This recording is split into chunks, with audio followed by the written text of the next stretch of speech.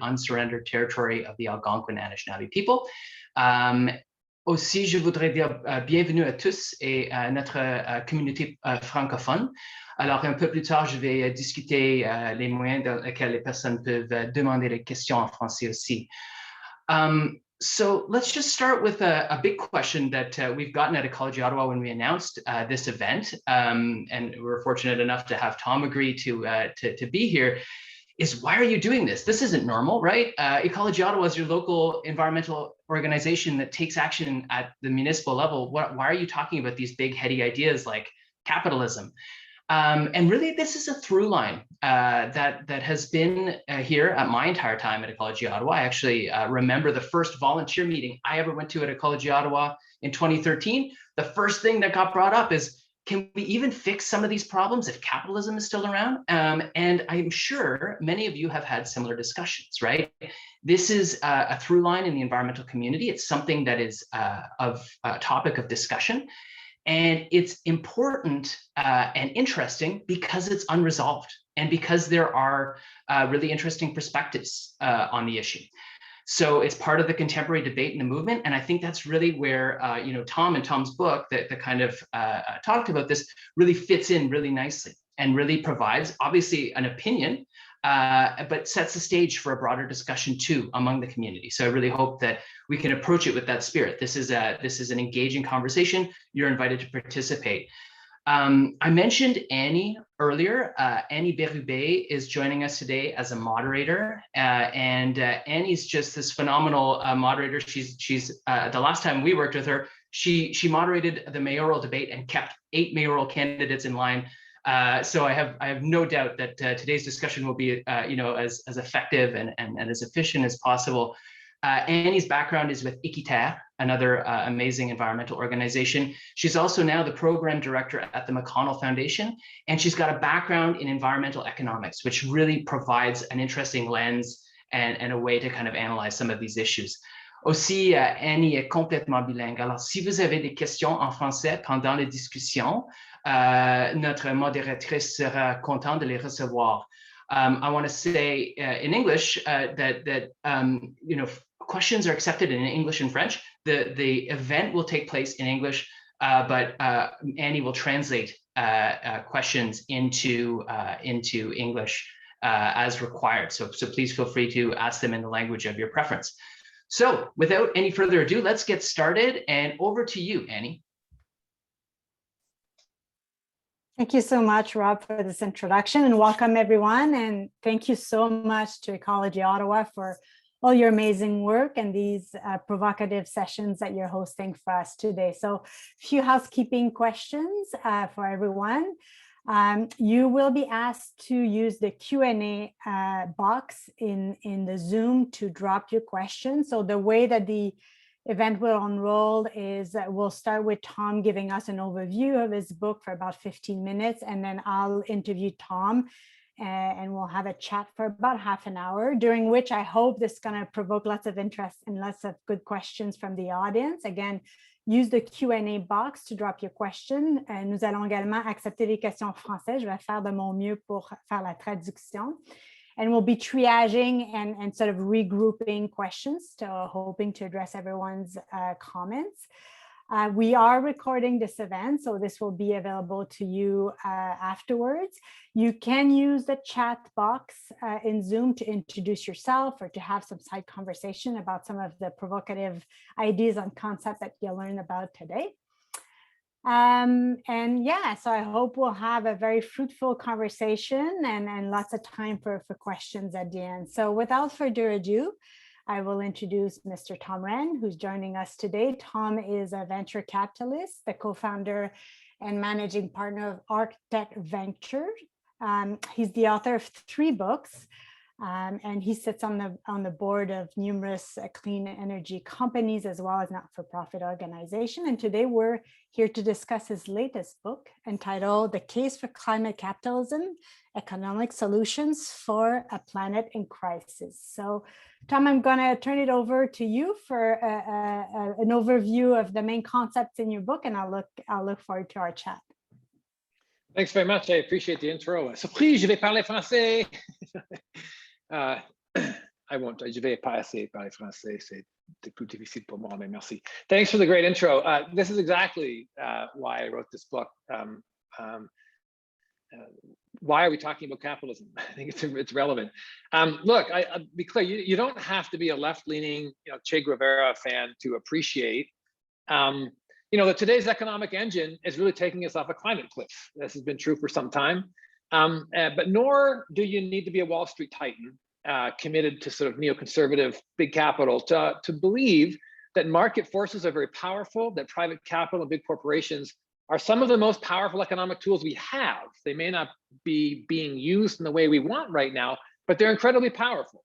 And so I think those two disparate ideas can be brought together. As a matter of fact, I would actually argue that you couldn't have a more centrist notion, neither left or right.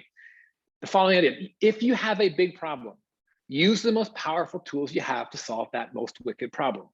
That to me is a pragmatic, sensible view. Yet that notion that we use our most powerful tools to solve our most wicked problem is the beginning of a new and I think quite divisive cultural war that isn't helpful. Those who would eliminate capitalism, who believe that capitalism is the cause of climate change, sort of led by Naomi Klein, for example, I think are naive. And I think it's a dangerous distraction to spend our time working for la revolution in place of trying to co-opt the economic system we have to solve this problem. We live in a democracy, right? We can't pass a carbon tax, revenue neutral carbon tax in this country without it being politically fought over. And if you think we're going to pass la revolution in a democracy, if we can't pass a carbon tax, that's hopeless. The math doesn't work to me. You need to build a big tent in a democracy. So from that perspective, I think it's important to sort of decouple the two. You can't rebuild from a practical perspective. You can't rebuild the energy systems that we have without capital, innovation, markets, Siemens, Chinese solar panels, and so on, right? There's a big machine in place, and you're not going to rebuild our energy systems without it. You need to use that machine. But that rhetoric of throwing out capitalism does not sound so crazy, to be fair, when capitalism is represented by the Koch brothers, Rupert Murdoch, when capitalism is equated with the neoconservative free market fundamentalism that dominates south of the border in the United States. As a matter of fact, there are deep flaws in capitalism, right? That's what laws are for, right? Rupert Murdoch has done more than anybody on this planet to kneecap action on climate because he spent 25 years feeding bullshit into the ears of Americans on Fox News, and hence kneecapping political ability on the right to engage with this issue. So yeah, there are fundamental problems. That does not necessarily equate that there is a problem with capitalism, right? There's no need for a Rupert Murdoch to exist. We have laws in Europe that prevent this kind of ownership of media and so on, but we have to acknowledge those flaws. So that's when capitalism is that thing, sure, throw it out. The problem with throwing out neoconservative capitalism, and in that, Naomi Klein would have a lot of allies if that's what the target was, right? But that's not the target often. So somewhere in the middle sit reasonable people, business and civic leaders who understand that climate risk is real, but are reluctant to tamper radically with the heart of our economic system, right? The risk is seen as too great. There are existing jobs need protecting, incumbent industries, vested interests need coddling and reassurance. And that, I think, is the problem, right? That you've got this nibble around the edges crowd, and it's far too late for that now. A reasonable, 20 years ago, a gradualist incremental approach may be okay, but I think that's a dangerous distraction today.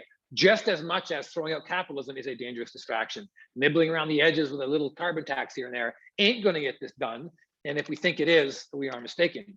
So that's kind of why I wrote that book, right? To really kind of a reaction to the naivety, I think, of the Che Guevara crowd, and a warning to the nibble around the edges of the business community crowd. The business community does not endorse a radical rewiring of our economy now. It'll be too late, right? Leveraging the forces the left is so leery of, co-opting institutions like the IMF, the WTO, and the World Bank, co-opting market forces. If the business community does not endorse radical change sort of now, there's a big target on capitalism's back for a good reason, right? The next populist that comes along, right? We saw populists south of the border feeding on people's fears about something, identity, and a little tiny bit of economic disturbance. And look what happened, right? That populist almost ripped apart one of the strongest democracies in the world, right? And the next populist that comes along, this is my warning to the business community, you've got a target on your back, right? Like the French Revolution didn't occur in a vacuum. In retrospect, it was obvious. The elite did not take care of the masses, right? The noblesse oblige was gone, and off with their heads. And when bread is $25 a loaf and people are angry and they're looking for scapegoats, right now, capitalism has a target on its back. And so my warning to business leaders is you better get on this case, and you better get on it in a meaningful way, or 15, 20 years from now, you know, you and your kind, me, the centrists, are in trouble, because there's going to be an angry populist that will there'll be a populist that will take advantage of that legitimate anger, and it will be directed at the business community. It will be directed at centrists. It will be directed at reasonable people who tried to get this job done. And so that's my warning to the business community. I'm not coddling them. I feel no need to coddle them. So climate capitalism, what I mean by that is really a pragmatic and centrist. So let me differentiate economic radicalism from political radicalism. Imagine, if you will, a $600 per ton price on carbon that was revenue neutral, and the money flowed back to people in inverse proportion to their wealth, right? So poor people got more, rich people got less. That is economically radical. $600 a ton on carbon would turn this economy on its head. It is politically centrist, because I think it's an equitable distribution of money. It is not a politically radical idea, but it is an economically radical idea. And that's what I'm trying to differentiate. We need an economically radical position here. An economically radical, that does not equate to political radicalism. The right and left could agree on, if we got past dogma and dog whistles, a $600 revenue neutral price on carbon is something everybody could agree on, if that happened to be the most effective solution. So that's what climate capitalism is. It says it's a pragmatic, politically centrist set of solutions that are economically radical. And ultimately, I'm saying, look, leave your dogma at the door. I don't care if you're from the left or the right. Leave the dogma at the door. Take what works and reject what doesn't. That's what climate capitalism is. It means different things to different people. I think it's important to sort of realize that, right? To the left, capitalism has become, the far left, kind of a proxy for evil, a proxy for environmental exploitation, and it's why we have a climate problem in the first place. To the far right, capitalism is kind of a panacea for all that ails you, right? Rising tide lifts all boats and all that stuff. To an ordinary person, it means something like owning your own bakery and getting away from the tyranny of employment. It might mean options in a tech startup. It might mean watching your RRSP grow so you can retire, which all your parents are trying to do right now. It might mean being fired because your factory can't compete with Mexico. It's all of these things, right? So capitalism is a complex thing. At its heart is really the use of private capital, market forces. It does not presuppose, the notion of capitalism, a limited role for government. Sweden is as capitalist a country as the United States. It's just a different flavor of capitalism, right? It doesn't presuppose a role for the government. I mean, America was just as capitalist in the New Deal as it is today. Just the rhetoric kind of hides that fact, right? So capitalism can be many things. At a systemic level, it's like Sweden. It's like the sort of the anarcho-capitalism of Russia, crony capitalism of Russia, crony capitalism under Trump, what we hope is now very different under Biden. It's many different forms of economic activity, but at its heart, it's how we've organized economic activity, market forces, capital, and so on, with laws in place to define moral boundaries by which markets can operate. You can't sell white powder to kids. It's been against the law for a long time. So there's no contradiction in embedding moral frameworks inside of market systems. We do it all the time. It's a mistake to think we can't do it with climate. And it's not monolithic, right? It's shaped by and dependent upon local culture and politics, right? Sweden, on this view, is a capitalist country as much as US or Canada. So at its heart are private capital invested for profit, market rules imposed on it, and the market forces, the limits on market forces imposed by law and so on. It's pretty simple, right? So throwing out capitalism begins to make less sense when you view it in that context. What are you going to replace it with? And I think it's incumbent upon those who want to get rid of capitalism to tell me what they're going to replace it with. Tell me where you're going to get your solar panels from, who's going to make them, why they're going to make them, what are they going to cost. I don't understand how we're going to operate a modern economy without it, if you take this broader view of capitalism, which is what I'm pushing, right? Capitalism is not one thing. The word does yeoman's job. So again, take what works, throw out what doesn't, leave your dogma at the door. What do the left and right disagree about? Look, the left and right disagrees about lots of stuff and legitimate disagreements, right? What I want to do just for a minute or two is establish that what the left and right argue about is independent of climate. Climate is independent of left and right, right? It's a meta issue. So the division of labor, left and right, goes back a long way, right? In the French Revolution, after it, the revolutionaries sat on the left of the French National Assembly, the royalists sat on the right, and that's how we've divvied up the division of labor ever since.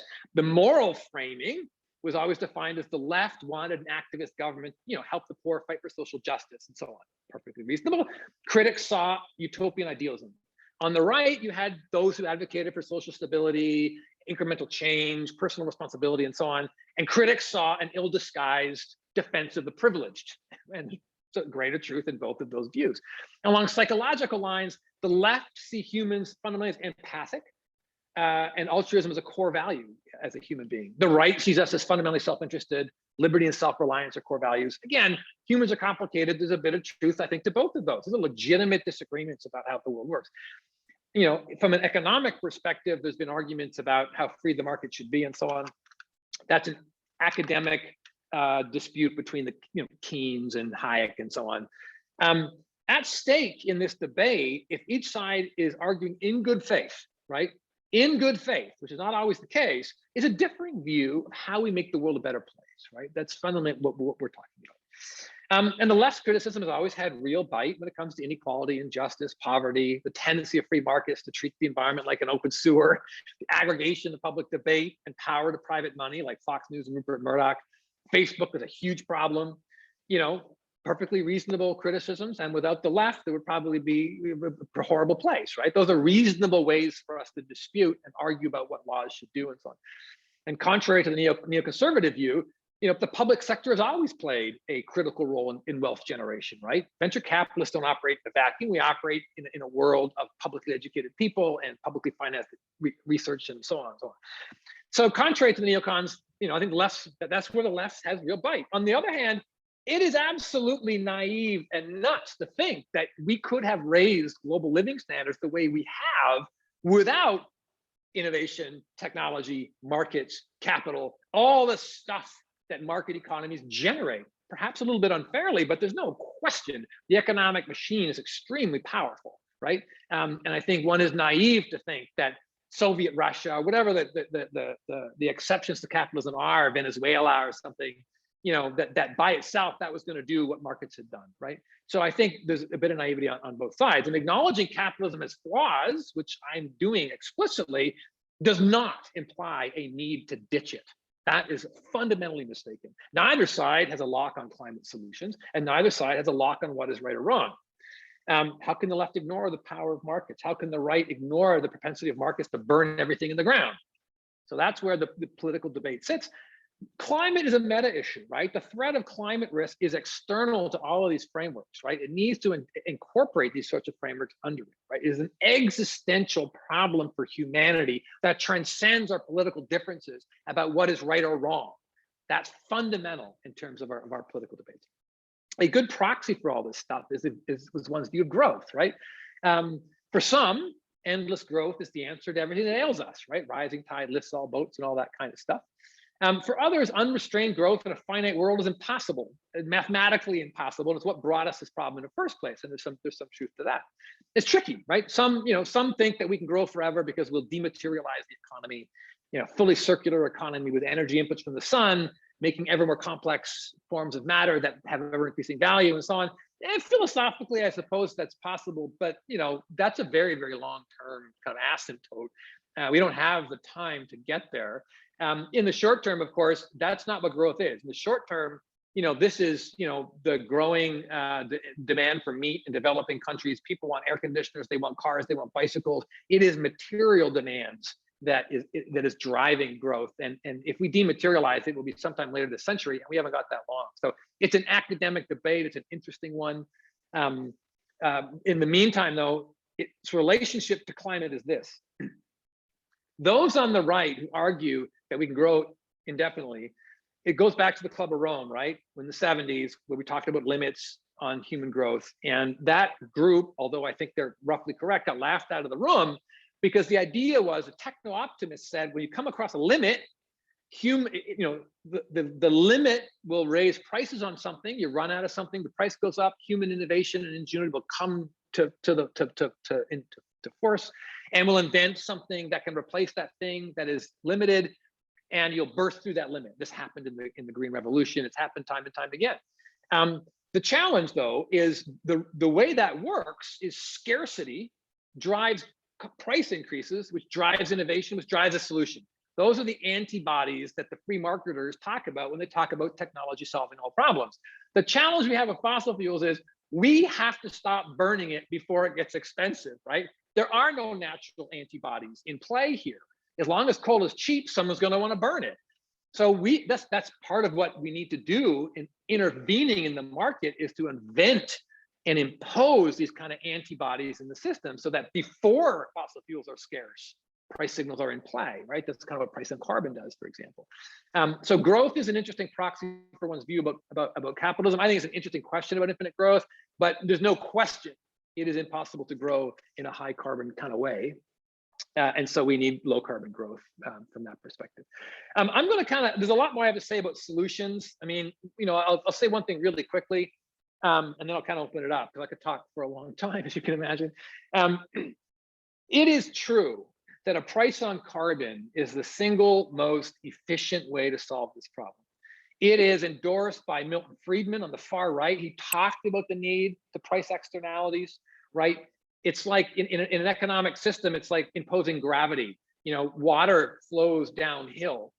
You can't tell where the water is going to go, but it ends up at the bottom of the hill. That's like a price on carbon in the market. It unlocks the market's creative potential. So it's like, it should be the hero of the right? Because it unlocks all kinds of behavior. It acknowledges that market forces are hero of the show. But the left, it constrains certain kinds of behavior as well. So price on carbon, I mean, that's it. If we put a price on carbon 25 years ago, increased it by $5 a year, we would have solved this problem. It's far too late for that now. The challenge we have now is, when your house is on fire, you don't really care so much about the efficiency of the hose, right? The maximally efficient hose is probably an Israeli drip irrigation system, right? Where 100% of the water gets on the fire. You waste nothing. What you care about when your house is on fire is how much water comes out of that hose. You don't really care if it leaks, just deliver the water. And that's the challenge we have now, is we're so late to the game. We can't afford the most efficient solution, which is a price on carbon, which is politically neutral. It is neither left nor right. It is just the way you fix this economic problem. But our house is on fire, and we don't have time to wait for a price on carbon to nibble away and unlock all this stuff. We need to find other ways to short circuit market activity, drive innovation, force behavioral change, and all that kind of stuff. And for those who believe that all you need to do is invent the good stuff and the good stuff will take over, I give you the humble heat pump. The humble heat pump has been around for a very, very long time. If you put it in your house, you will save money. It will do a better job. It is economically rational to put a heat pump in your house. Yet heat pumps have almost no uptake in our built environment. So technology is not enough. Technological solutions are not enough. The question now is scale, intervening politically in order to scale up these solutions, and ensuring that the pace by which we get water on fire matches the fire. The 50% reduction Biden's talking about, we'll talk about this in questions and answers. Sure, that's a pretty big lift. Let's see. That will require a massive market intervention to get done. And that's the kind of thing I'm talking about. That's a robust response within a capitalist economy to a significant problem. I have other sort of solutions that I propose. For example, why would you want to throw out the IMF? The IMF has teeth.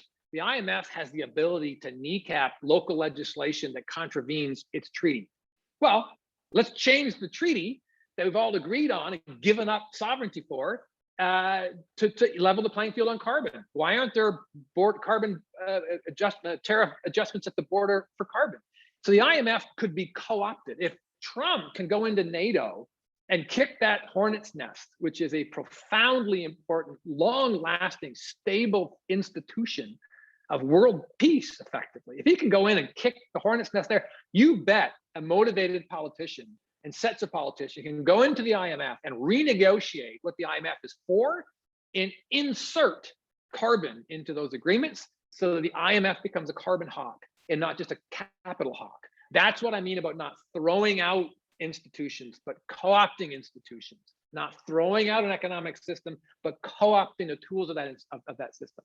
And I think that's the way we solve this problem. And to talk about throwing the system out, I mean, there's a great song by Neil Young, right? Shut the whole system down, his new album. Yeah, it's emotive, it's interesting, it makes you go like this, but we can't shut the whole system down. That's absurd. But it's a good marker to talk about how important and deep this problem is. And I'll finish there and open it up to questions, because I'm sure there are lots of points of disagreement and so on and so forth. Thank you, Tom. That's a great introduction.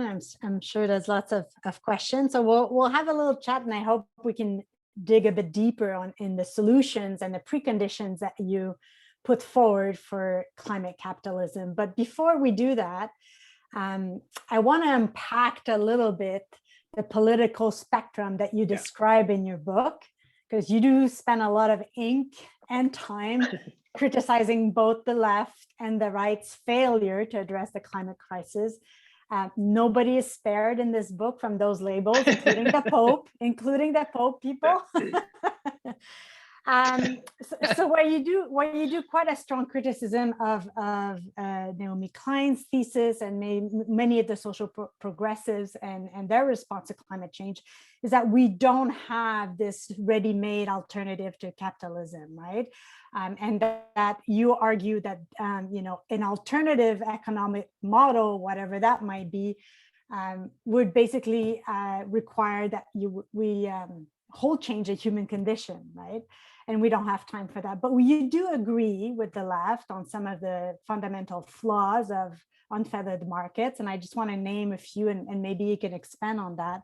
So you do agree that unrestricted, unregulated capitalism has failed at addressing poverty, growing income and wealth inequality, many injustices in our world. And that you agree with the left also that now is not time for tepid change, incrementalism, minor market intervention. So I just wanted to see if you could, unpack for us a bit of your criticism of the failures of the left, but also where you find some agreements. And then we'll go to the other labels after.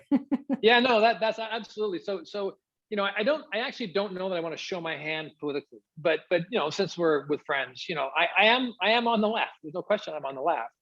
And so, I do agree, especially when you look south of the border, right? I mean, this is now the paradigmatic example of capitalism. And that's part of my point. That's one kind of capitalism. It is, it's not even really a free market. It's crony capitalism to a large extent. They can't pass laws in Congress that 80% of the population want.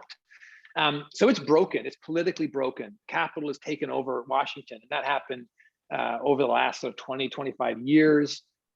Capital has taken over almost academic institutions. The amount of dark money flowing in the United States to affect public dialogue, even in the form of sponsored academic institutions, op-eds in newspapers, think tanks. I mean, there's a machine south of the border that spun up just after Reagan that has corrupted the American political system utterly. And so that's a problem, right? And so that's not capitalism. If you want to, so I actually don't even know what a free market looks like, right? There's no such thing. Nature abhors a vacuum. If you have an absolutely unfettered market, you have no capital controls on banks. You have oligarchs that will run the show. You have so there's always going to be some sort of structure imposed on any economic activity. The question is how much structure and to what end. And I typically, as you point out, there's a lot of stuff I agree with, on the left, particularly as you look in the United States. I think Canada is different. We've done a pretty good job. We have a public education system that's still pretty solid. We have a public broadcaster, and that's really important. We have a public healthcare system. I think we've got a lot of things right. I mean, I'm not saying we're perfect. There is no such thing as a perfect political state. The philosopher king does not exist. The philosopher queen does not exist. We live in a democracy, and it's complicated, it's messy, and it's hard work. But I think I agree with lots of that stuff. But what I don't agree about, though, is lumping in solutions to those things, right? Like lumping in social justice with healthcare, with, gun control, with whatever, and climate, because the left is already there on climate, right? The right is not there on climate. And so if you're gonna build a strong policy on climate, you need to build the tent. The tent needs to be bigger. And I agree that all things are linked in some deeply fundamental way, but climate is about emissions. Just stop the emissions. That's it. I know you could use climate activity to solve things like low income housing and all kinds of equity and all kinds. You could, but the left is already there on climate. The right is not there on climate, and so you need to construct a narrative that allows the right to participate in a massively interventionist economic program that stops emissions in the next 15 to 20 years. And to get them on board that radical economic agenda, you have to decouple it from all your other favorite issues, even though it's tempting to link them all together, right? And so I studied philosophy, and I was once what one would call an idealist. And by idealist, I mean something very specific. To understand the world, you need to understand a few basic principles and build up complexity from there, right? This is utilitarianism in moral philosophy. This is Bertrand Russell trying to build mathematics out of logic and all that stuff. I used to think that was possible. I don't anymore. I think the world is far too complex. Things are happening far too quickly. And pragmatism, which is a term in philosophy, really just says what it sounds like. Take what works, throw out what doesn't. Like the truth of a statement is to be judged on its effectiveness in communication or something like that. So I sort of left the notion that we could be ideological about this problem in particular, and we have to build just cobbled together solutions that work across the political spectrum. That's a long answer. You're probably but it's a good one. And so I'd like to move us a little bit away from the left on the political spectrum, because you spend quite a bit of time in your book talking about the work of the Breakthrough Institute and eco-modernists and what you call techno-optimists, right? Like this unfettered faith into this new technology that will solve everything without the need for market intervention. So I was wondering if you could spend a bit of time debunking that category on the spectrum, including a bit of technological tribalism that you describe in your book as well, that we need a diversity of solution.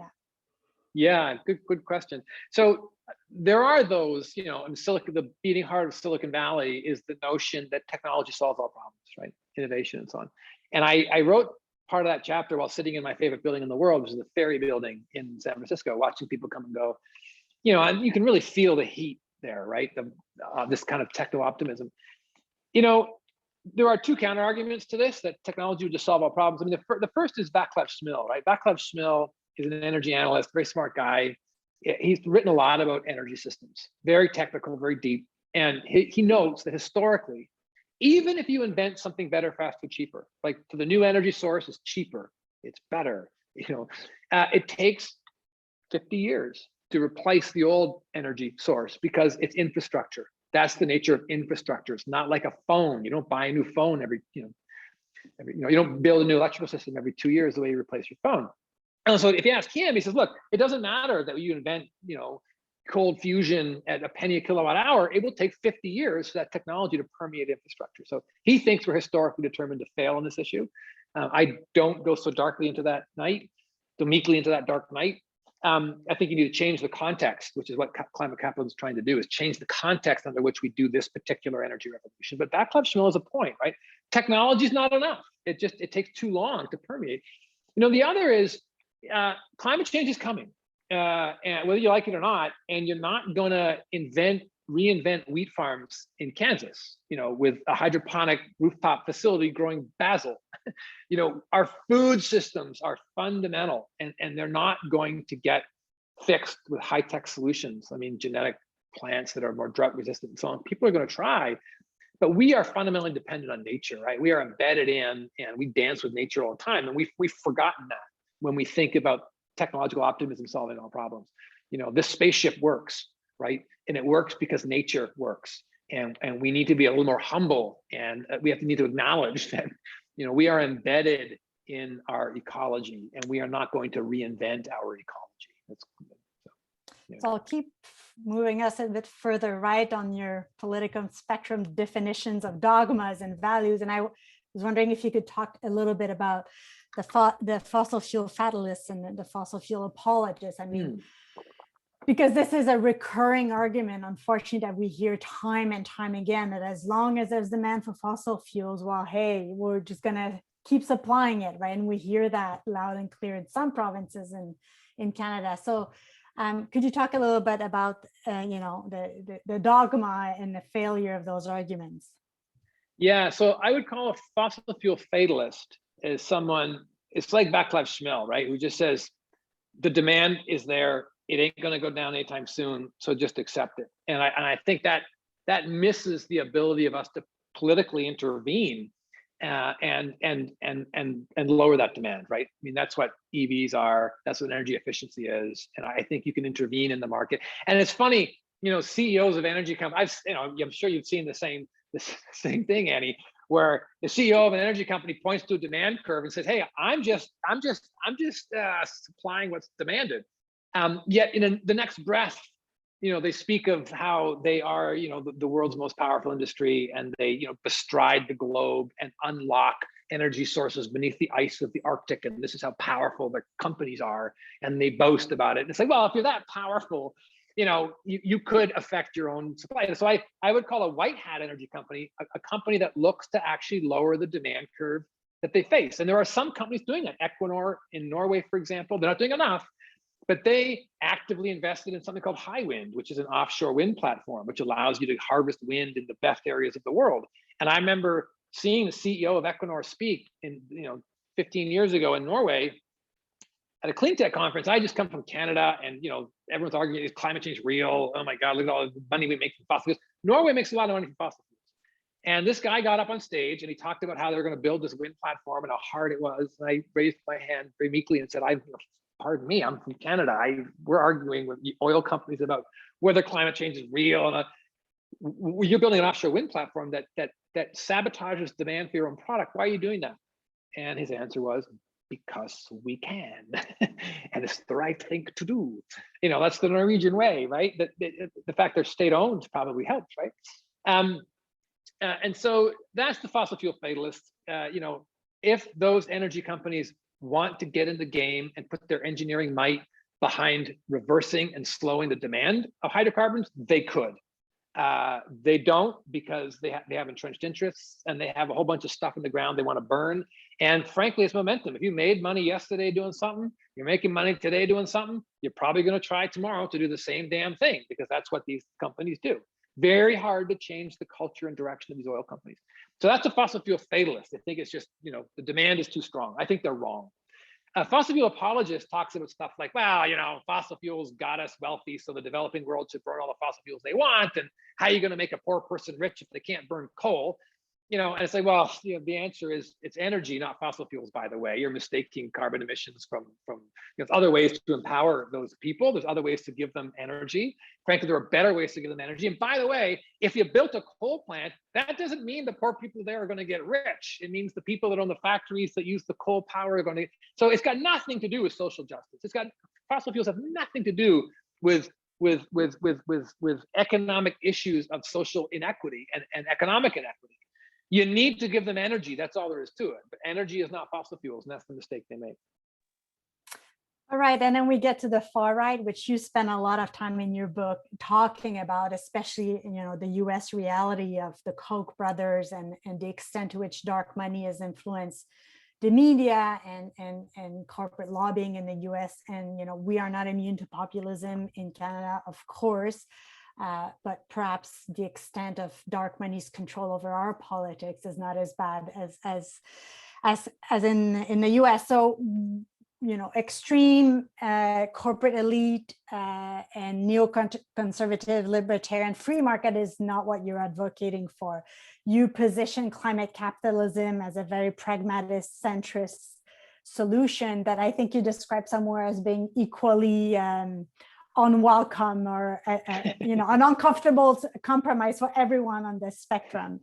But I want to spend some time for our audience to understand that what you're proposing is really grounded in a deep understanding of the urgency of the climate crisis and the climate science. And in some of the first chapters of your book, you unpack for us, the stark reality that's before us, the likelihood that we're not gonna limit global warming to 1.5. We're already probably approaching that tipping point. At best, if the pledges on the Paris Agreement are met, we're looking at 3.5 degree scenario. And so under these scenarios, climate disruption kicks in, and this becomes a major threat to the whole economic and financial system. And you spend a lot of time really explaining the extent of those climate risks to corporation, to the financial system, and the importance of the work that Mark Carney has done in socializing this concept and, quite frankly, improving the literacy of pension fund managers and banks. So could you talk a little bit about the extent of climate disruption that we expect under these scenarios and how that threatens our financial sector? Yeah, I'm not hopeful. Like so as a human being, I'm deeply pessimistic about our ability to stop even at 2.5 or 3 degrees. I think we might. The political rhetoric coming from Biden now is pretty good. And to be honest, the rhetoric coming out of Wall Street and the city and Bay Street is pretty good too. And there's trillions of dollars of capital that is going to pour into the space, I think. We're late though. I mean, we're late to the game, right?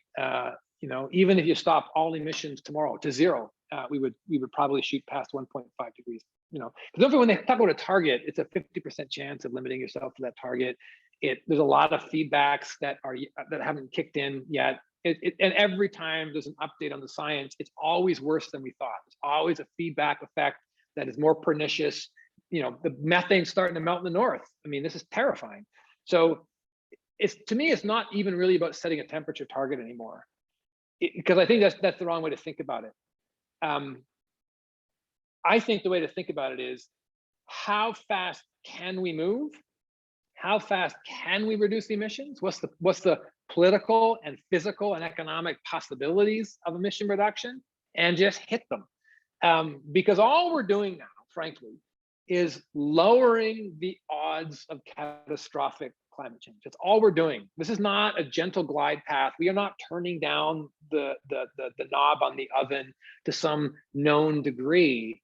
This is a highly unstable, highly interactive, highly feedback oriented system, climate, which has highly nonlinear effects on the economy, highly nonlinear effects on local geographies, local people, local cities. So it's not about picking a temperature. It is about maximizing our ability to turn this economic machine from one that just generates economic activity to one that does a single thing, reduces emissions. And that will give us time. If we can get those emissions down, it will give us time later this century to continue to have the debates that we always have about what is the good life. But we won't have that option if we head up to 3 or 4 degrees, which is where we're headed now. So it's just every time we reduce emissions, every single kilogram that doesn't go in the air is another lottery ticket we've bought that gets us out of catastrophic climate change, in my view. It's just mitigating probabilities of catastrophe. It's not about picking a temperature and lowering it. I think that's an unhelpful way of viewing it, to be honest. And you do point out this very perverse situation that we find ourselves at, the scale and the speed of the emissions reduction that are required right now because we waited so late, are a threat to the financial system. There's a transition risk, right? Like as you say, like the cure to the disease is almost as bad as the disease. So would you care to talk about that a little bit? Yeah, that's a good point. Carney's a climate hawk, right? I mean, criticize him all you want, but he's been on this issue for 10, 15 years in a legitimate way. And he used the stage of being one of the world's top central bankers, right? London, to talk about climate risk. And the way he talks about it, it's just a different way of talking about the same problem, right? The problem is over the horizon, right? i.e., the effects, the economic negative effects, the costs of climate change are farther in the future than our investment making decision timeframe, right? We make investment decisions over 5 or 10 years, and the effects are coming 30 years from now. And so he calls that the horizon problem. And so he believes, he's a believer in markets in a way that I'm not, right? He believes that with the right information, the investment community will do the right thing. So if the investment community had all the information about costs and so on, that they would change their calculus and they would make different investments and they would solve this problem. I think it's helpful to have the investment community savvy on the problem, but I don't think that's going to solve the problem.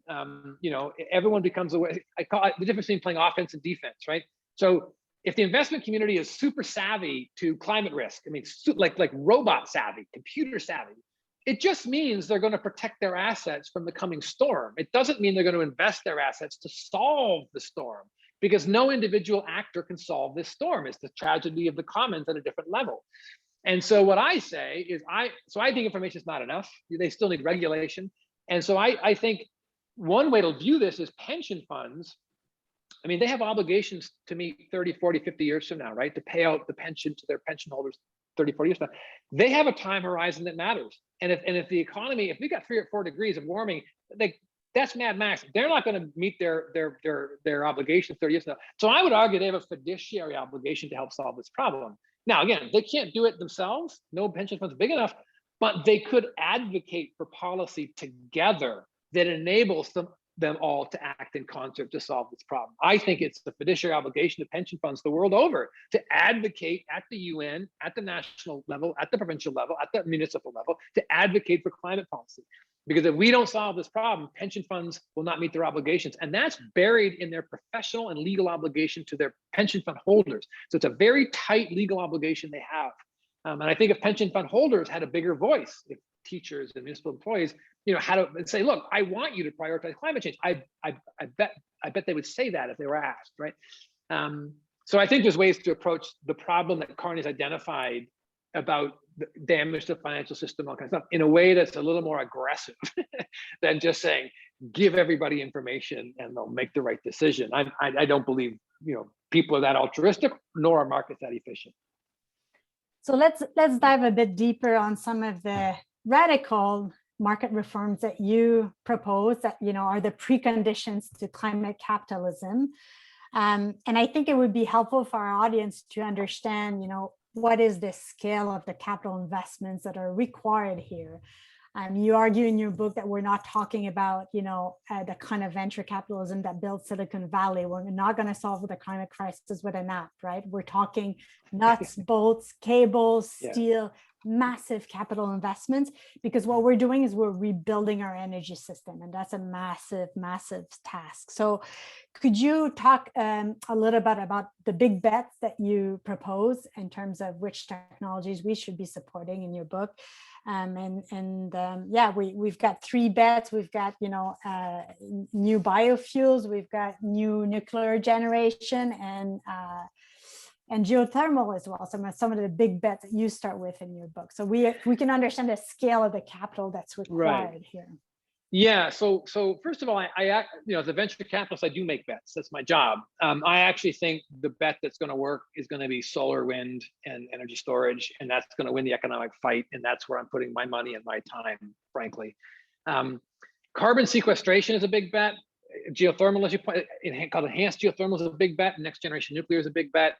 And next gen biofuels as well. That's one I think that is getting more interesting.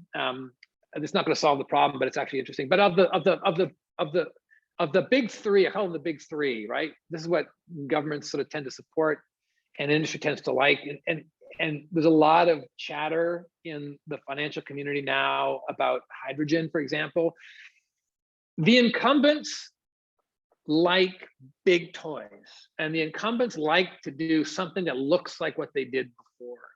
And that's what things like carbon sequestration are, right? It looks like what you did before. And so I just think it's uneconomic. I think the government should support it. I think there should be some money put into it, because all hands on deck. I am not a technology tribalist, you sort of alluded to earlier. I do think that the markets sort out the winners and the losers. And I think those making bets on next generation nuclear are going to lose, because it's just going to be too expensive. It's not going to come in time. So I make my bets, they make theirs. Let's see how it works.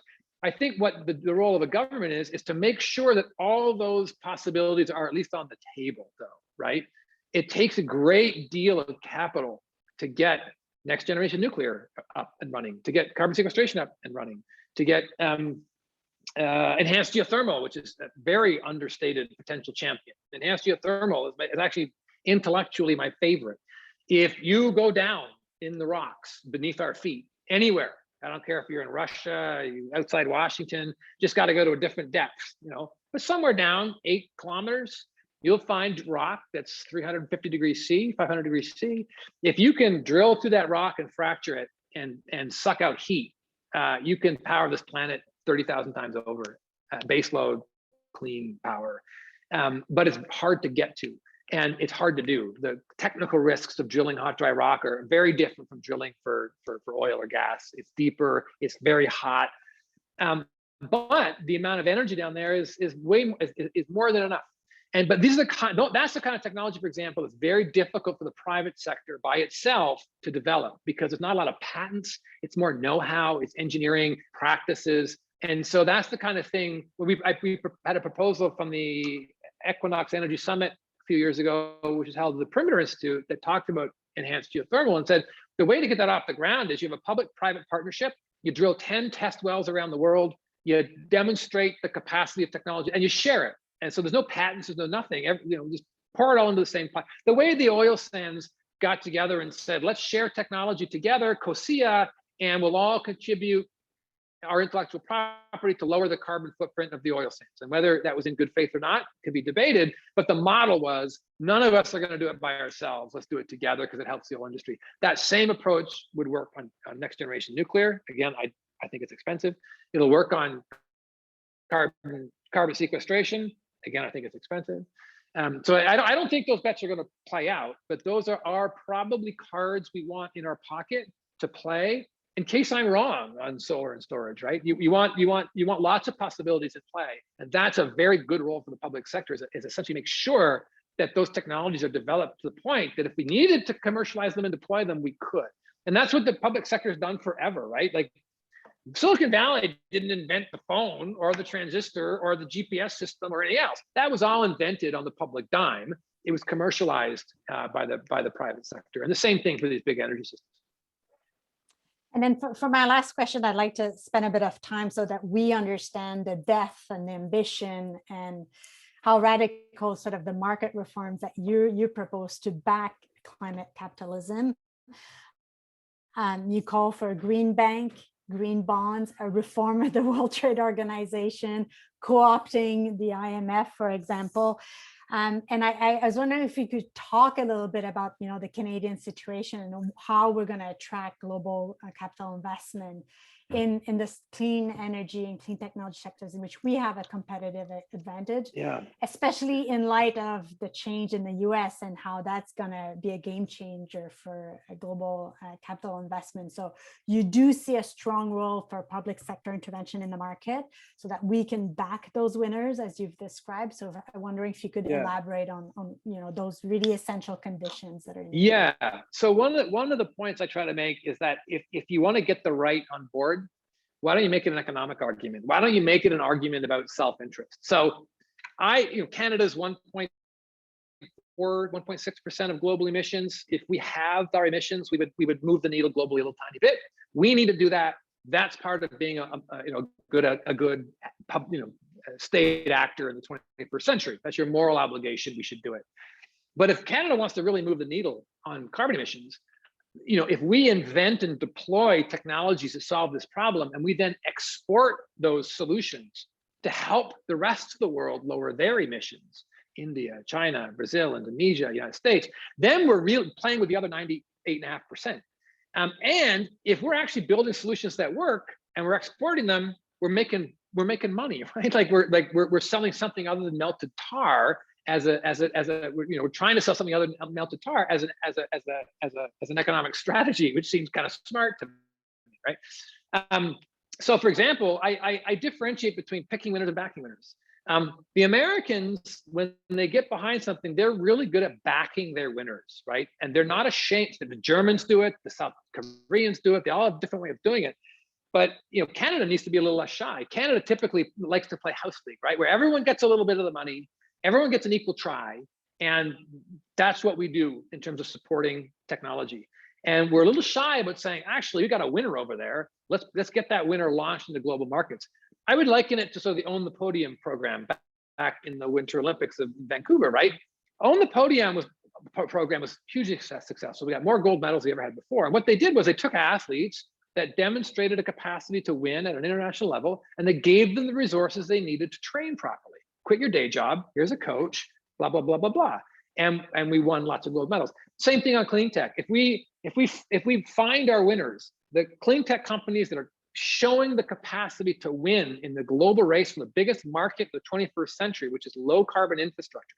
This is the honey prize economically. If you can get a piece of this, it's a way bigger prize than just selling a bit of melted tar, frankly. It's then if we back those horses, back those companies with the resources they need, then we can get more than a pro rata share of this global market. We'll make, if we got more than a pro rata share of the global clean tech market, our clean tech sector would be bigger than our automotive sector by far, right? There's an enormous amount. And then, of course, our environmental aspirations as a moral country and our economic self-interest are perfectly dovetailed, right? We're making money selling solutions to the rest of the world to lower emissions in the other 98.5%. And I've got my favorite horse in this race is HydroStore. We have the world's most advanced, lowest cost, utility scale energy storage company on the planet. It's basically a battery made out of air, rock, and water. I won't go into the details, but you drill a giant hole in the ground and you fill a cavern with air and you pump water in and out. So it can hold the output of a nuclear plant all night long. It is a third of the cost and lasts 5 times as long as a Tesla Powerwall battery, which is what most storage systems are made out of. And they fundamentally can change the way energy flows. If you have utility scale cheap energy storage on your grid, there is no limit to the wind and solar you can put on that grid. Wind and solar are the cheapest forms of new energy available globally. The only thing that limits them is wind and solar is not always blowing. Sun's not always shining, wind's not always blowing. So if you put in these giant, HydroStore systems that can store energy for 12 hours, you can just throw all the wind and solar you want, and your grid is solid. And that's our solution. That's our bet for solving this problem. That's a Canadian company. That's the Tesla killer. I mean, this I think has more capacity to change global energy flows of any company that I've seen, any company I've invested. They're Canadian. They've been at it now for 10 years. They're a hardy bunch of entrepreneurs, and watch this space. We're hoping there's a pretty big announcement, by the way, in the next couple of months out of that company. But that's a solution that Canada can champion, get behind, and help export. And you install HydroStore systems all over India, well, then all they got to do is plug in solar panels, and lo and behold, they've skipped the whole fossil fuel infrastructure. They went, it's like going straight to cell phones from no phones, to skipping a landline, right? That capacity of Canada to innovate and invent is substantial. Our ability to scale up these companies and support them and champion them globally is weaker than our competitors south of the border and so on. I think we need to get a little more serious about being a little less shy about being serious about backing our winners. Yeah, we should play clean tech the way we play hockey, a little more aggressively. We're an aggressive hockey country, right? We don't we're unfortunately we're the tough guys on the ice, whether you like it or not. Are we? Yeah, we are. All right. So on that note, I think hopefully our discussion has triggered. I see lots of questions in the chat. So if you're okay, Tom, we'll go and I'll pull a few of the questions from our audience in the Q&A. So the first question is I wanted to hear about what we often call the race to the bottom, right? So where capital investment will always go to the country with the least environmental regulation, the worst labor condition regulation. And so how do we prevent internal capital from punishing countries that try to innovate and look at different solutions? Really so good. Any suggestions on regulation and this race to the bottom in the global capital allocation? It's a really good question. I think that is a fundamental, that's a design flaw of free markets, right? For sure. The long-term solution is you need to empower local populations to be able to vote in governments that give them laws that don't allow that to happen in their own backyard. But in the race to the bottom, that's difficult to do because companies threaten to leave and go somewhere else. And yeah, it's a fundamental problem. Look, I was in Seattle during the Battle of Seattle. I remember it well. And the point that the protesters were making was a valid one. Is that the people that were in the room negotiating that treaty, that contract that was giving up sovereignty, represented certain kinds of interests. They ultimately represented the interests of capital. There was some token, environmental and some NGOs people, but they were token, to be honest. It really was a prioritization of capital over people. And you know, the Washington consensus that the World Bank imposed on many countries in Central and South America in response to their debt crises, which one could argue was brought on by aggressive lending, again imposed on those countries a kind of, you know, a neo-conservative structure, and that's wrong. I think it's, you know, so the answer then ultimately is those institutions, the World Bank and the IMF and WTO, need to be reformed. There's no reason that the priority of the WTO couldn't be pick your labor rights, environmentalism. They could be. Those people were not in the room negotiating those deals, and that was a result of the political priorities of the time. It wasn't transparent. I think, you know, aside from the people in the streets of Seattle, most people didn't know or care about those contracts, those treaties. And they were negotiated by people with vested interests. And that's a non-transparent kind of democracy. So again, there's no easy solution, but that's what democracy is. Democracy is not just going to the voting booth once every 4 years and picking your favorite person. Democracy is a contact sport. Citizens need to be informed. They need to hold people's feet to the fire. And our educated class, those who are enabling the negotiation of those treaties and so on, need to have a moral framework and need to have their voice heard, right? There's stratums of power in our society. That's the way life is. And we need to have the moral voice represented at different levels of discussion. So then there's no reason that can't happen, right? But it's work. You know, power dynamics are work. People want power. You gotta kind of work for it. You gotta take it. You gotta push for it. You gotta earn it. And I think reforming those institutions is the first thing we could be doing, because they already exist. They have teeth. They were just negotiated to protect capital and not people. And that's probably a good start. I think someone like a Biden seems wide open to that kind of thing. But it takes a lot of political effort. And that's where I would start. I would start at those institutions. And I would point in your book, you make the case, and you're quite sensitive to the global equity implications of climate capitalism, and that you're really hoping that we can enter a vicious circle with a lot of, you know, a virtuous circle, I should say, where a lot of the R&D and commercialization is done in the rich, wealthier country, and that would allow you know, less developed country to leapfrog past the old technologies and the old energies, and there could be a diffusion of that technology and adoption in China and India, for example. So my next question is a bit related to carbon pricing. You do spend a lot of time in your book making the case for carbon pricing. I'm hoping this argument is behind us now that we have the Supreme Court that has validated the federal carbon pricing system, and that all the provinces are now playing catch up, and you know, that we're going to have a more uniform carbon price in Canada, and one that will continue to increase in time. And so our question from Camille Franquet is whether there is an equivalent market or economy-wide intervention that could achieve what carbon pricing could do to complement carbon pricing. Can you think of something that's equivalent? That's a good question. As efficient or transformative? Yeah, it's a really good question. The answer is no, but there are probably some good proxies. I mean, that's one of the reasons why, I mean, I argue about the efficacy of a carbon price from the perspective of a complex system. Other people argue from other perspectives, but everybody comes to the same conclusion. The reason it's so effective is it hits every pocket of the economy, right? Everything has that price baked into it. Now, the problem is, of course, some things are price inelastic. I mean, you could have a $100 price on carbon, doesn't really change the price much at the pump. So not a lot of people are, you know, so I think you need to target stuff around a price on carbon. It's not the be all and end all. But in terms of other alternatives, things like a clean fuel standard, and here's so a price on carbon is politically visible, right? So it's hard. God bless the Liberals for giving it a shot. They're going to try to bring it up to 170. That is politically brave and honest. It's the one really bright thing I've seen Trudeau do. I mean, I like the man, but he's disappointed me in many ways.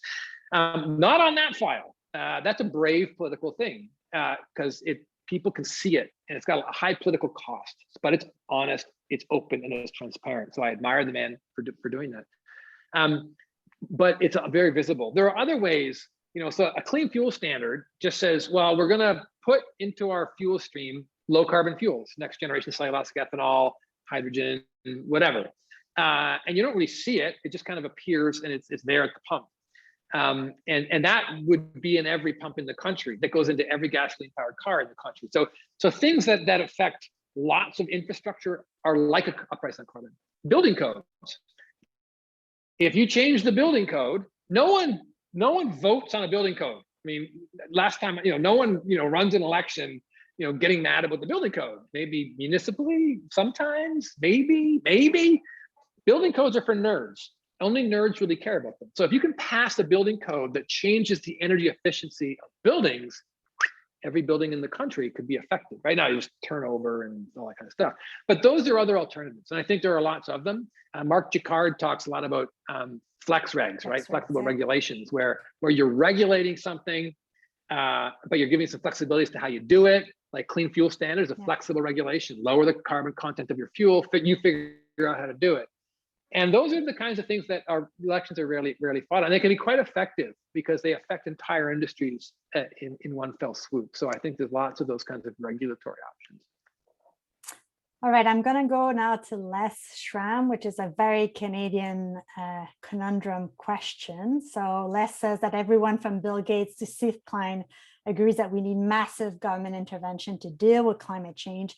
And they also agree that we need to leave some fossil fuels in the ground. And you do make that point in your book, right? You do reference the important work of Carbon Tracker, and that we know that we cannot burn known fossil fuel reserves. That's very clear in the book. That will get us way past 2 degrees Celsius. So the question for you is, how would you convince Alberta, Saskatchewan, our fossil fuel rich provinces to leave their resources in the ground?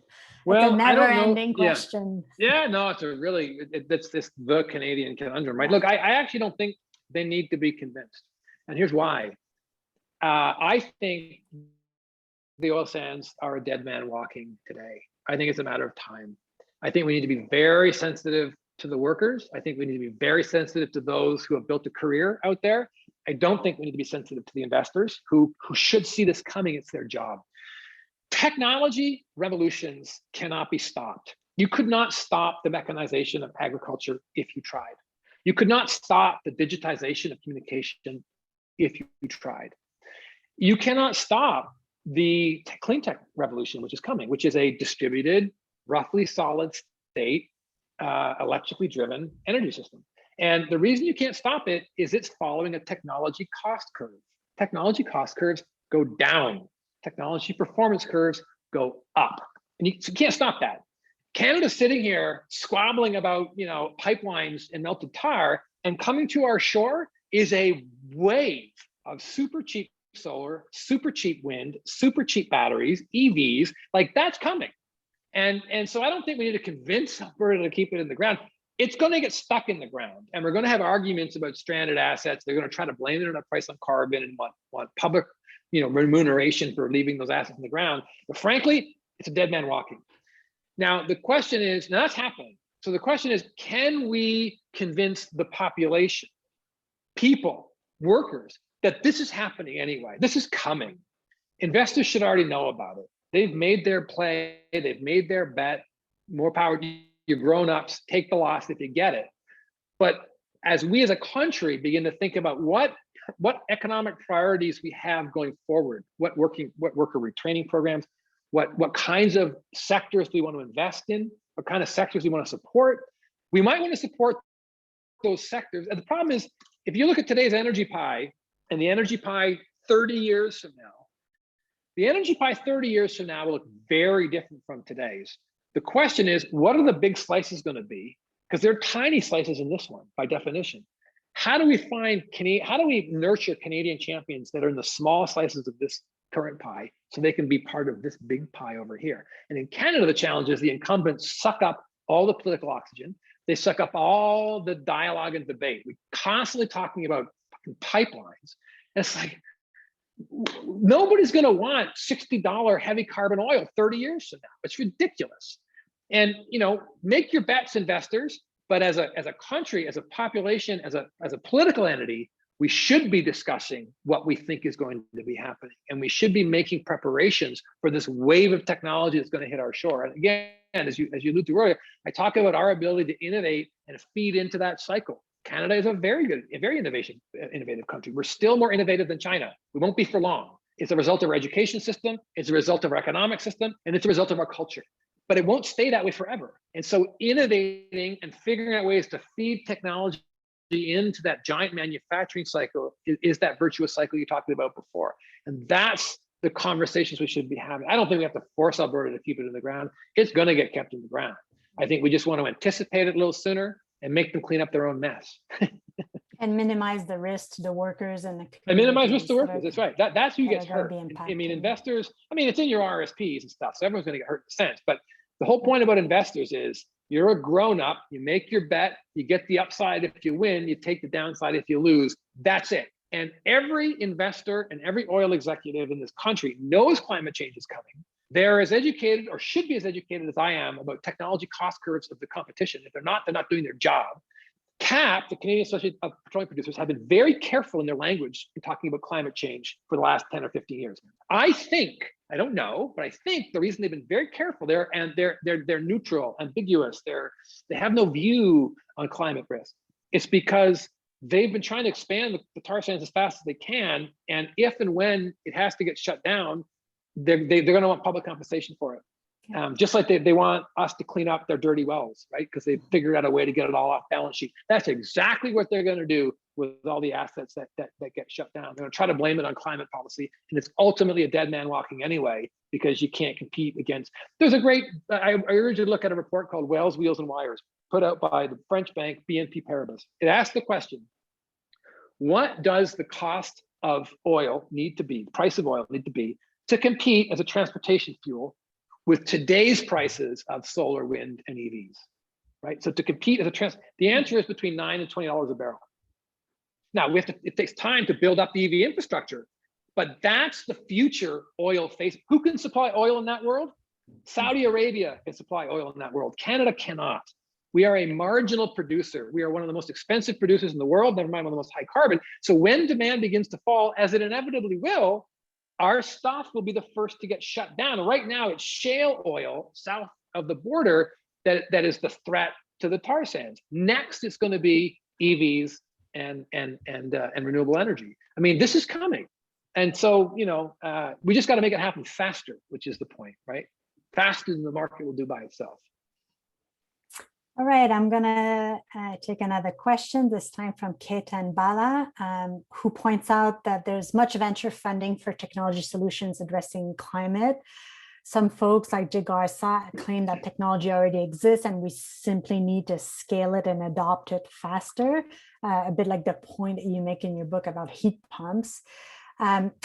In your opinion, for Canadian entrepreneurs planning to scale community-level solutions, microgrids in Indigenous communities, for example, what are the best sources of risky early-stage project development capital?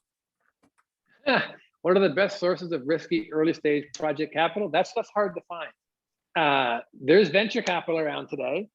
The leap from venture to project is a very difficult one, because you're going from equity ultimately to debt. And I don't know anybody who's cracked that nut. One of the better policies the Liberals have put into place was a $450 million capital infusion into EDC to provide capital for first of a kind, large CapEx clean tech infrastructure. I think that's a good start. At the end of the day, the people who will provide capital for a project are those who would benefit from the perceived technical risk being reduced. So if a microgrid is bog standard technology, there is no tech risk. You should be able to borrow money from a credit union as long as the counterparty is, the people who are buying energy off that grid are credible. So if it's existing technology, it's just a matter of building a credible business, credible team with credible counterparties. There is capital available for that kind of stuff. If it's not easy to get, but no capital is easy to get. If it's got tech risk, it's much harder. And there you need to find these kind of hybrid funds like Jiggershaw's who want to invest in those kinds of technologies to gain access to the rights to finance further projects once the tech risk is gone. Jiggershaw Generate Capital is one of the best providers of mediums, $5 to $10 million checks for energy infrastructure. So I would call Generate Capital. That's what they do. Great, thank you. So we have several comments and questions that with respect to the role of Indigenous communities and the recognition of Indigenous rights in our current carbon-intensive, resource-intensive economy in Canada, and what this means for your vision of climate capitalism. And as you know, there are an increasing number of Indigenous communities that are installing renewable power generation, often doing it without any government support. We have a number of Indigenous investors in that space now in Canada. So would you care to comment on the Indigenous worldview as stewards of the lands and ancestors to future generation, and how climate capitalism could be hopefully better ally at reconciliation and recognition of Indigenous rights in this country? I think that's a concern for many Right. in our audience. So I'm not a constitutional expert, right? So I talk about things I know about.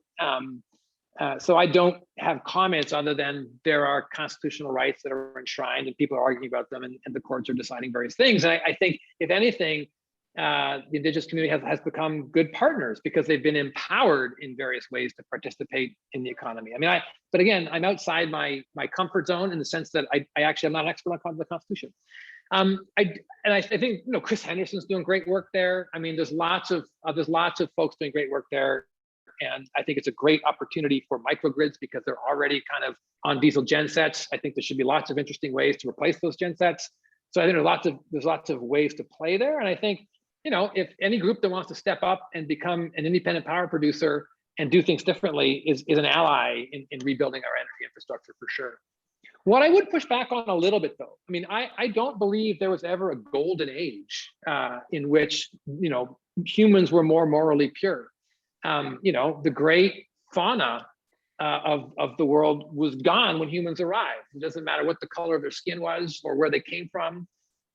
Humans have always been a little bit rapacious. We've always fought each other, and the notion of there being a golden past to which we defer, I think is a little dangerous, because I think there's a moral equivalence between people as opposed to a moral superiority of one person over another. I think there are, so I'm a little careful about the idea that somehow we are fallen from grace and there was a time when humans were not fallen from grace. I think that's a dangerous idea, and I don't ascribe to it. All right, thank you. I have a comment and a question with respect to your criticism of the Green New Deal. And it comes from Ryan Katz-Rosine, who, with all due respect, feels like what you termed the Great Revolution is a bit of a straw man.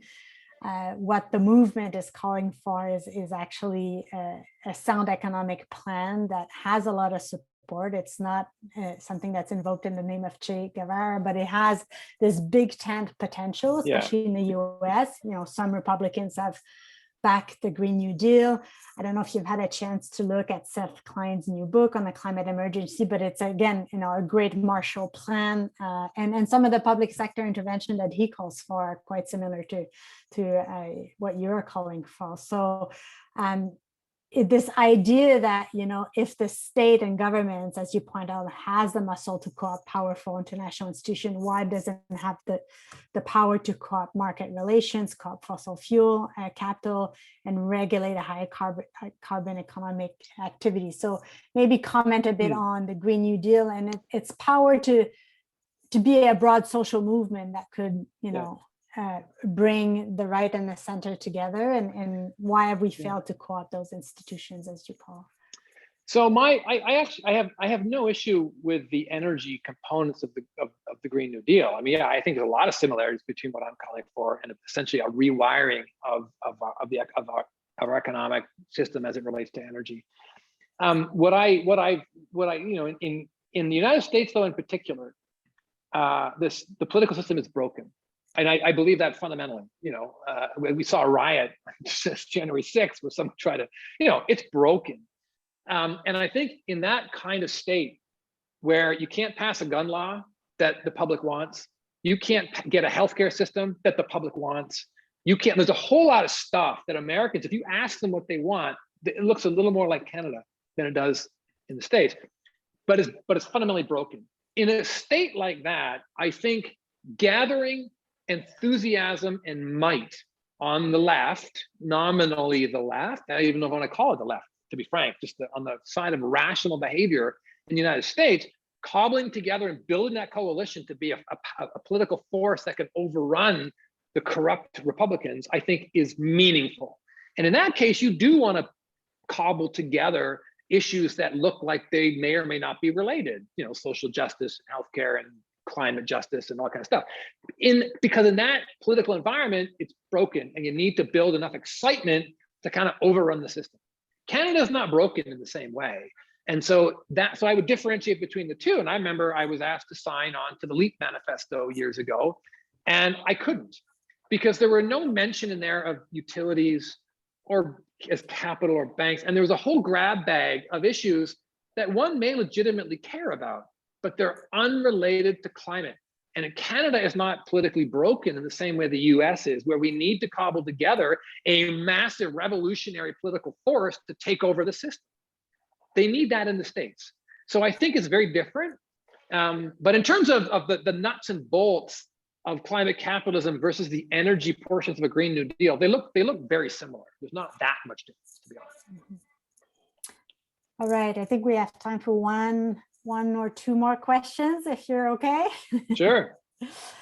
So we have a question from Scott McKenzie that says, you know, we can't simply continue to grow our way out of this problem. We cannot replace all the coal, natural gas, and oil with wind, solar, and hydro. Fundamentally, we need to massively reduce everyone's use of energy, so reducing energy demand, increasing energy efficiency, and redesign our cities so people don't drive as much, live in smaller homes, so we use less heating and air conditioning. So, and that's something that perhaps is, you know, we've not covered a lot in your argument, but, you know, what if we charge people the true cost of the resources that they use, and how can we change people's behavior? So what are the other fundamental changes beyond, you know, renewable energy deployment to make sure that we can address the climate crisis?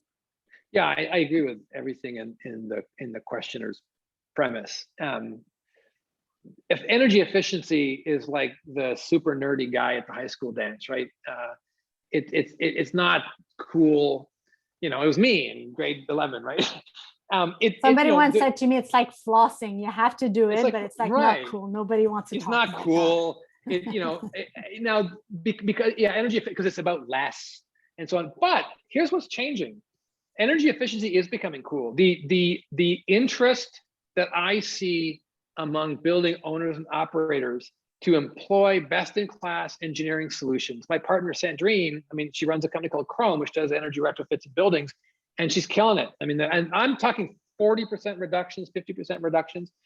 And the interest is now not coming from the engineering department in the big, you know, building owners. It's coming from the owners. John Love of Kingset Capital is highly engaged in ensuring Kingset Capital's, you know, they own the TD Tower and all, you know, to reduce. So it's become important, and it's become strategically important, I think, to not all the business community, but a lot of the business community. So I think it's becoming a little cooler to be the efficiency nerd. But there is no credible scenario that I've ever seen that doesn't rely on energy efficiency taking up at least a third, if not a half, of the energy of the emission reduction pathways. And efficiency comes in, and you know, smaller houses. I mean, I think there is something to be discussed about lifestyle. And maybe in COVID, we've all learned that we don't need to go on 5 vacations a year. I mean, not that we do, but, you know, do we need to fly in business to go to a meeting every 3 weeks when you could actually get 90% of your business done on Zoom? Half the time people get in a plane to go on business, frankly, is for an away game. They want to go and get away from the house for a while and have a nice dinner in an interesting city, even if it's at the airport. Half the time people don't, but it's become part of the, it's expected to go. So maybe there are lifestyle changes that will occur in terms of our flights, in terms of the amount of square feet we want, in terms of the cars we drive, how much we drive, bicycles. I mean, yeah, I think there's something very important about life. You can't enforce lifestyle. People get offended if you enforce lifestyle on them. But I think, just like, the Me Too movement changed culture fundamentally. Black Lives Matter is changing south of the border, fundamental changes in how people discuss things. So culture can change overnight, expectations can change overnight. And I think that's probably a bigger driver of efficiency than we might think. Yeah, so I think there's lots to efficiency. And there is a role for capital and investment in energy efficiency, as you point in your book, right? And we're starting to see now the Canadian Infrastructure Bank and getting into this bundling of the financing that's needed for large commercial, institutional, deep energy retrofit. So there is a role for investors in capital to finance. Someone just wrote more art, less stuff. That's a great comment. More fun, less stuff. My younger brother's an actor and a playwright, and we were discussing this sort of capitalism and are humans good or bad, and is greed natural, all this kind of stuff. And he takes a slightly different view than me, but it's a good discussion. We're brothers. And he made the comment to me once. He said, look, people just need to just slow down and spend more time sitting down playing the guitar. And I was like, yeah, that's nice. That's nice, dude. But that's I don't want to hear that now that we're stuck in a lockdown. Yeah, I know. Yeah, right. Yeah. But there's something to it, right? What is it that what do we value out of life, and why do we value it? I value a pint of beer with my friends, and that's not a very high carbon exercise, frankly. Yeah. I mean, that's a silly example, but the point is, if we really think about what is important, those comments are good. More art, less stuff. More fun, less stuff. Those are, and culture changes. Greta is changing conversations around this world. I think when people go on vacation now, I think kids are asking their parents, do we need to go away on a plane, Dad? Yeah. And those are legitimate questions to ask. So the young people are coming, right? They're changing things, and things will change in terms of lifestyle. Ostentatious use of fossil fuels will become super unhip. I think people with SUVs will get their tires slashed by the bad guys, the naughty guys. I think those are all part of what's coming. So don't drive an SUV, you'll get your tires slashed. I'm not advocating this, by the way, officially, but culture changes, and there's a hard edge to it, and there's a soft edge to it. And Greta, for sure, has changed conversations around family tables for real. And that's why we need the continued work of great organizations like Ecology Ottawa, who build that movement, that cultural change, to ensure that citizens are really engaged and are demanding those solutions at the local level. So, and I think it's a great place to end, Tom. I mean, I think, you talk a bit about your book as this is a big failure of the imagination, right? We need more possibilities and more ambition. And in the conclusion of your book, you write a beautiful letter to your son, welcoming to the Anthropocene, and you offer us two very divergent scenarios, right? Unchecked climate disruption, and then sort of manage an Anthropocene, which is what you call climate capitalism. So would you care to comment, now that we're 1 year into a pandemic and a lot of things have changed, whether you're more optimistic or more pessimistic on the Anthropocene and where we're headed, and if you have more hope for your son's future? I'm a lot more optimistic than I was a year ago. That's for sure. It's not a done deal, that's for sure. But it's not just Biden. Everybody, like I'm in the business community, right? And the conversations that are happening in the business community right now, legitimate conversations about what are you doing, they're real. So I do sense there's a shift, and I don't know if it was our sense of shared fragility during COVID. I don't know whether it was Greta. I think Greta has done, I've mentioned her name like 5 times now. She's done more than people think, or the combination thereof.